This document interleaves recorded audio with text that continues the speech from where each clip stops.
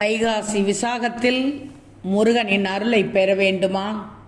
அப்படி என்றால் வைகாசி விசாகத்தில் 3 விரத முறைகள் உள்ளன, தெரிந்து கொள்ளுங்கள். 1. முழு உபவாசம். முழு உபவாசம் என்பது முதல் நாள் சூரியன் உதித்தது முதல் மறுநாள் சூரிய உதயம் வரை உணவு நீர் எதுவும் அருந்தாமல் இருக்கக்கூடிய கடுமையான விரதமாகும்.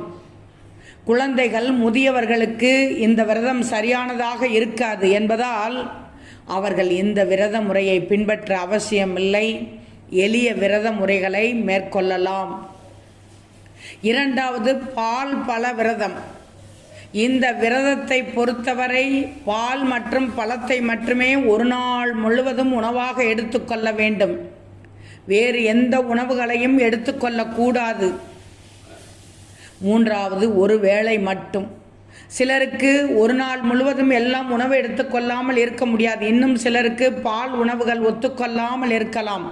அவர்கள் எல்லாம் மதிய வேளை மட்டும் உணவு எடுத்துக்கொண்டு மற்ற வேளைகளில் விரதம் இருப்பதுண்டு.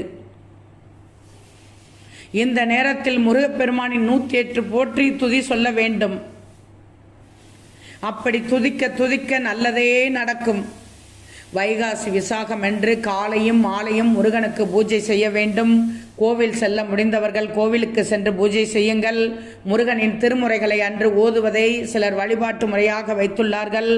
108 முருகன் போற்றி மந்திரங்களை பாடுவதும் நல்லது, மிகவும் நல்லது.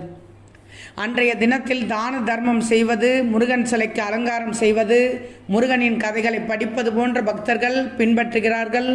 நீங்களும் அதை பின்பற்றலாமே.